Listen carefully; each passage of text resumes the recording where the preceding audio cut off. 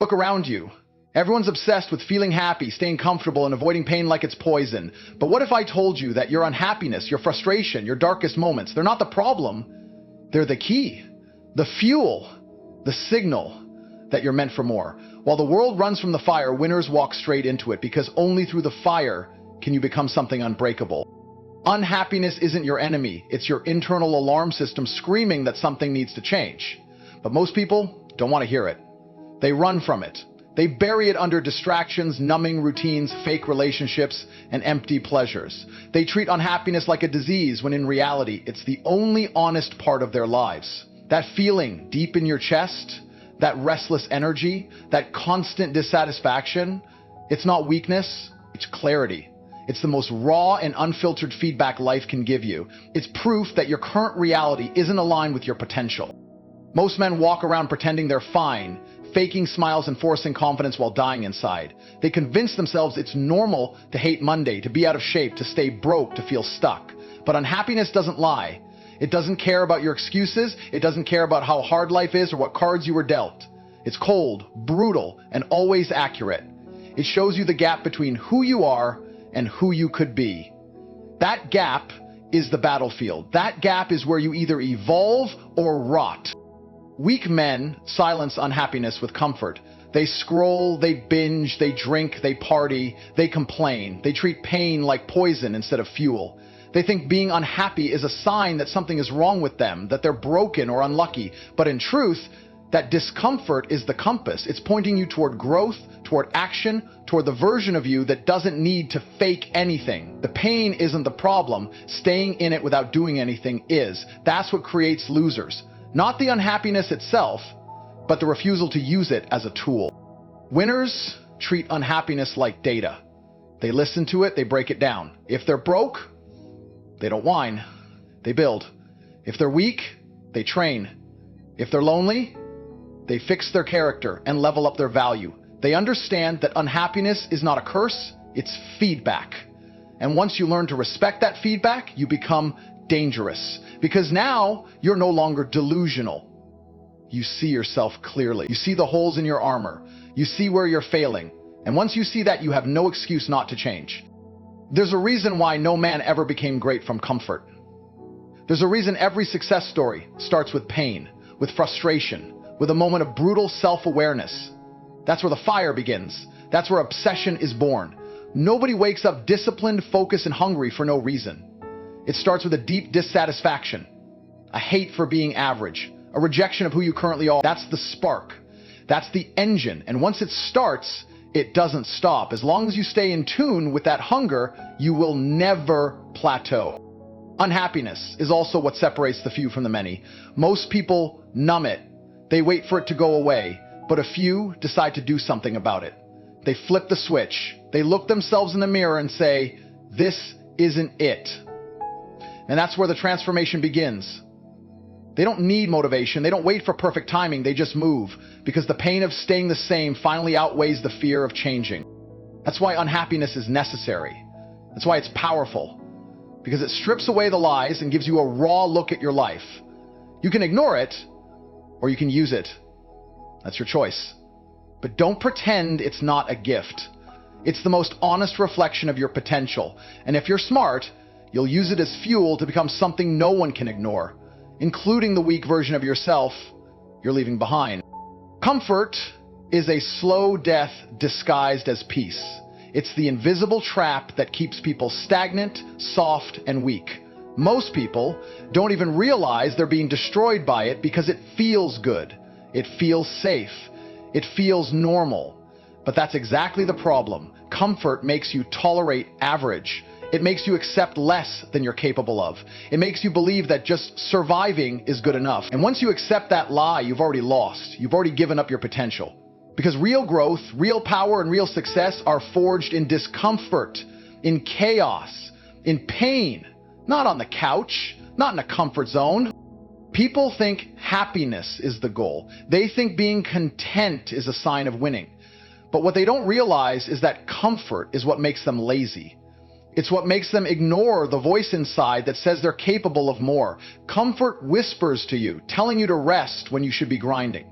It tells you to take the easy path, the shortcut, the escape route. It convinces you that average is okay, that good enough is good enough. And once you start buying into that narrative, your standards drop, your edge disappears, your hunger dies. Every man who wants to achieve something exceptional has to go to war with comfort. It's not just about working hard once in a while. It's about making discomfort your new home. Waking up early when you don't want to. Pushing your body in the gym when it's screaming to stop. Studying, learning, building, failing, adjusting, and doing it all again while everyone else is relaxing. That's the life of someone who refuses to bow to comfort, because he knows that comfort will kill his ambition if he lets it. The modern world is addicted to comfort. Everything is built for convenience, fast food, entertainment, instant gratification. It's all designed to keep people distracted and numb. It's designed to keep them weak. And it works. Look around. Weak bodies, weak minds, weak character. Because when you give a man too much comfort, he forgets how to fight. He forgets what struggle feels like. And when the storm comes, and it always comes, he's not ready. He crumbles because he was never forged in fire. He was raised in softness and taught that happiness means avoiding pain. But that's a lie. You want to know why the strong rise? Because they're uncomfortable every single day. They live in the hard. They chase the grind. They embrace the suffering. Not because they're masochists, but because they understand that pressure creates power. Discomfort sharpens focus. Pain breeds resilience. The struggle builds capacity. And once you fall in love with that process, comfort becomes the enemy. You stop looking for ways to relax and you start looking for ways to improve. You stop needing to feel good and start needing to be better. That's the switch. That's when your entire reality changes. Success doesn't come to those who chase happiness. It comes to those who chase purpose. And purpose lives outside the comfort zone. Purpose demands sacrifice, demands effort, demands late nights, early mornings, discipline, and repetition. Most people won't do it. They'd rather be comfortable than great. And that's why they stay average. That's why they never get what they truly want. Because what they want requires more than they're willing to give. But the few, the rare ones who reject comfort, who lean into the pain, who use unhappiness as a signal, they rise, they evolve, they dominate. Because they stopped fearing discomfort and started using it as their greatest weapon. Pain is the real teacher, the ultimate motivator, the thing that strips away your ego and shows you what you're made of. Everyone wants success, but no one wants to hurt for it. They want the rewards, not the scars. But pain is the cost of greatness. Every real achievement is paid for in discomfort, failure, setbacks, rejection, and sacrifice. You don't get stronger by feeling good. You get stronger by surviving what breaks most people. Pain isn't the enemy. Pain is the forge where resilience is built, where your weak self dies and the real version of you is born. When you hit that point in life where you're sick of losing, tired of looking in the mirror and seeing someone you don't respect, that's where the shift begins. Pain creates drive. It lights a fire inside you that no motivational quote ever could. When your back is against the wall, when you're broke, tired, rejected, humiliated, those are the moments that define you. That's when you have two choices: fold or fight. Most fold, most complain, most numb the pain and go back to pretending everything is okay. But a few people, a small group of killers, take that pain and turn it into obsession. Pain builds obsession. When life punches you in the face and you're laying flat, broken, and alone, you don't forget that feeling. That fire doesn't fade. It becomes the reason you show up every day. It becomes the reason you push harder, stay longer, train when you're tired, grind when you're broke, focus when you're doubted. The pain rewires your mind. It teaches you to stop negotiating with excuses and start demanding more from yourself. It teaches you that comfort never gave you anything, but pain gave you purpose. Most people avoid pain because they believe struggle means something is wrong, but the truth is, if you're not struggling, you're not progressing. Every level of growth comes with new levels of pain. Physical pain from pushing your body, emotional pain from cutting off weak people, mental pain from staying locked in when your brain wants to drift, strategic pain from making hard decisions that cost short-term pleasure for long-term gain. That's the real path. That's how warriors are built, not by avoiding pain, but by walking straight into it. People who run from pain stay the same. They surround themselves with comfort, with ease, with fake positivity. They try to numb their discomfort with entertainment, food, lies, validation, and comfort zones. They don't understand that the very thing they avoid is what would make them great. Pain is the gym for your soul. It tears you apart and then gives you a chance to rebuild stronger. But only if you're willing to feel it. Only if you stop numbing and start listening. The most powerful men you know were built through suffering. Not overnight, not by accident, but through years of eating dirt, being doubted, grinding in silence while everyone else mocked them or ignored them. And then one day, they rise, and everyone wants to know the secret. But the secret was pain. The secret was the lonely nights, the broken dreams, the doubt, the pressure, the losses, all of it. That's the price. If you're not willing to pay it, stay comfortable, stay average, stay forgettable. But if something inside you is screaming for more, if you feel that fire burning behind the pain, then lean into it. Use it. Let it mold you into something different, something relentless, something people can't ignore. Because the truth is simple. Pain is a gift. It's brutal, yes, but it's pure. It never lies. And if you let it, it will build you into the kind of man that no one, not even life, can break. Discontent is the beginning of all transformation. It's that gnawing feeling in your gut that you are not where you need to be. That who you are today is far below what you could be. It's not a flaw. It's not depression. And it's not some weakness that needs to be fixed. It's the raw fire that pushes men to evolve. When you hate the way you look, the way you live, the money you make, the people around you, that hatred becomes fuel. You either use it to change or you drown in it like the rest of the world. There is no middle ground. Discontent, if left unmanaged, destroys you. But if controlled and channeled, it turns you into something dangerous. Most people run from discontent. They think they're supposed to feel satisfied, peaceful, and content all the time. They think it's normal to lie to themselves, to fake a smile, to act like everything's okay when deep down they know it's not. They convince themselves they're happy, while every instinct inside them screams that they're wasting potential. That's the lie that keeps them mediocre. But the few who choose to face that discomfort, to sit in it and listen to what it's telling them, those are the ones who rise. They don't wait for motivation. They don't wait for some sign. They let that inner dissatisfaction eat them alive until there's nothing left but raw hunger. That hunger becomes discipline. You start showing up to the gym because you hate being weak. You start grinding harder because you can't stand being broke. You start studying more because you're tired of sounding stupid in rooms where you want respect.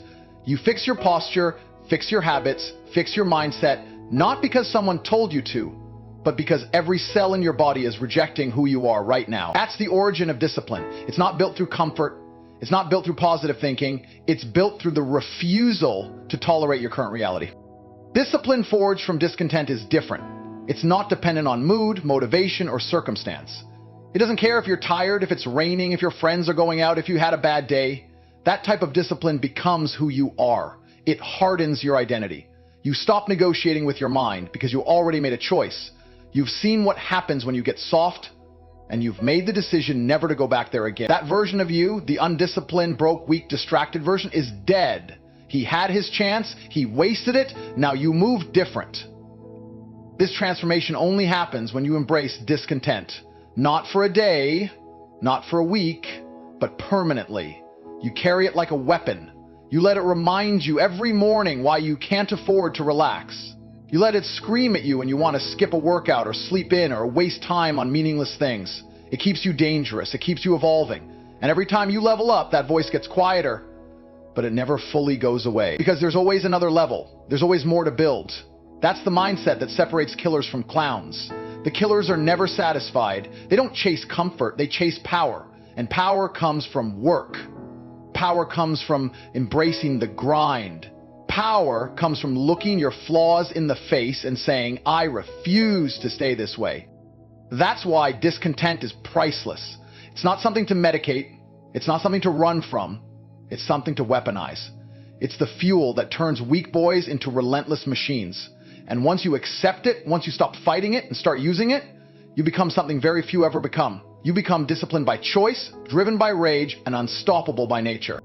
Mediocrity is the disease of the modern world. It's subtle, it's comfortable, and worst of all, it's accepted. Society doesn't shame you for being average anymore. It celebrates it. You get applauded for showing up instead of dominating, for existing instead of excelling. They hand out trophies for participation, likes for laziness, and fake praise for zero effort. But the truth is, success only comes to those who are absolutely disgusted with being ordinary. If you can look at yourself and be okay with average, you'll stay average forever. That hatred for mediocrity is the first step toward becoming something greater. Being mediocre is easy.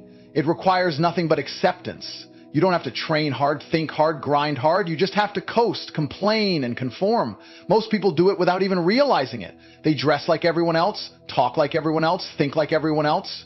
Their dreams are watered down, their standards are low, and their goals are based on avoiding pain, not chasing greatness. They spend their entire lives blending in, never making noise, never making impact, and never making themselves proud. But the ones who break out, the ones who actually create success, are the ones who declare war on mediocrity. You don't need talent to rise, you need standards. You need to look at average results and feel disgust. You need to look at your current income, your current body, your current habits, and feel the kind of rage that forces change. That's how high performers are built.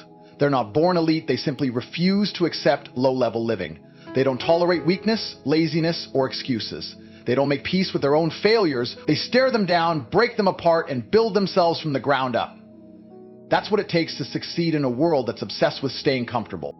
Every step toward greatness starts with rejection. Rejection of comfort, rejection of excuses, rejection of the people around you who normalize failure and tell you to be realistic. Realism is just another word for giving up. You think the top 1% got there by being realistic? They got there by being obsessed, by rejecting everything average, by deciding that good enough wasn't even close to good enough. You want a better life? Reject your current one. Reject your softness. Reject the mediocrity you've been sold since birth. You have to build a mindset that sees average as failure, not as neutral, not as okay, as failure, because it is. When you settle for less than your potential, you're failing yourself. That needs to hit hard. That needs to sting. Because only when you feel that sting do you start to move. Only when you feel that anger deep in your core do you start to work like your life depends on it. Because it does. Your future, your legacy, your freedom. It all depends on whether you choose to rise or stay stuck. You'll know you're on the right path when people start calling you intense, arrogant, obsessed, good. That means you've left the herd. That means you've stopped worshiping comfort and started chasing conquest. Let them laugh. Let them judge. While they're wasting hours on distractions, you're building a body, a bank account, a mind, and a legacy they'll never touch. That's the price of greatness. Being misunderstood by the mediocre. This life is short, and the window to go from average to elite is even shorter. You won't get there by hoping. You won't get there by trying to be liked. You'll get there by declaring war on every weakness inside of you and smashing mediocrity with discipline, action, and relentless focus. That's how you win. That's how you rise. And that's how you make damn sure the world remembers your name. True fulfillment doesn't come from easy wins or temporary pleasures. It comes from knowing you conquered yourself. Most people spend their lives trying to feel good in the moment. They chase happiness like it's some magic state they'll stumble into if everything goes perfectly. But the truth is, happiness fades. Pleasure is weak. The dopamine hits from food, sex, scrolling, validation. They're quick highs followed by deeper lows. Real fulfillment is something different. It's not about comfort. It's about control. It's about domination over the inner voice that used to own you. The one that said quit, rest, you're not good enough, you'll never make it. Fulfillment comes when you prove that voice wrong over and over again. You want to feel proud of yourself? Stop chasing distractions and start chasing progress. It doesn't matter how long it takes or how far you have to go. What matters is the direction. Every time you choose to do what's hard instead of what's easy, every time you show up when no one's watching, every time you improve by even 1%, you build something inside that no one can give you and no one can take away. That's the kind of fulfillment that builds silently. It's not loud, it's not flashy, but it makes you walk different, talk different, move different, because you know you've earned your own respect. Respecting yourself is the highest level of fulfillment, and it's the one thing most people never reach. They want everyone else to like them because deep down, they don't like themselves. They put on masks, they lie, they avoid the mirror. They're afraid of what they'll see because they know they've been weak, lazy, dishonest.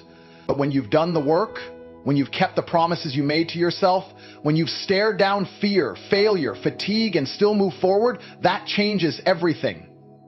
You don't need praise. You don't need permission. You carry power in your silence because your discipline speaks for you. This world is built to distract you from fulfillment. Everything around you is designed to keep you comfortable and average. It wants you to scroll, to snack, to settle. Because the second you break free from that cycle, you become dangerous. You become the man who doesn't need noise to feel something. You find meaning in pain, purpose in repetition, clarity in solitude. That's real fulfillment. Becoming so locked in, so dialed into your own growth that the chaos of the world can't touch you. And what's crazy is the more you suffer with purpose, the better you feel long term. The more disciplined you become, the more freedom you unlock. That's the paradox. The more you avoid cheap pleasure, the more powerful you feel. The more you train your body and sharpen your mind, the more confident you move through the world. You start to look at who you were a year ago and feel disgusted. You start seeing improvement in your focus, your income, your strength, your peace. And that hits different. That's not a moment of happiness. That's a life built on fulfillment. You don't get that from doing what's easy. You get that from showing up every single day with intention, even when you feel like quitting. You get that from falling in love with the process, not the prize.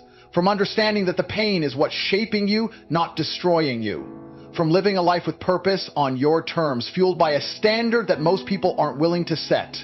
That's where fulfillment lives. Not in applause, not in possessions, not in likes or attention, but in mastery of self, control of mind, and the relentless pursuit of becoming something that cannot be ignored. The truth is, the path to success isn't lined with comfort, ease, or constant happiness. It's carved by those who embrace the storm. Unhappiness, pain, discontent, and the deep hatred of mediocrity aren't your enemies, they're your allies. They wake you up, they push you harder, they break the weak version of you so the real you can rise. When you stop running from discomfort and start using it as fuel, you become unstoppable. Every hardship becomes a weapon. Every setback becomes strategy. Every ounce of suffering becomes a step closer to domination.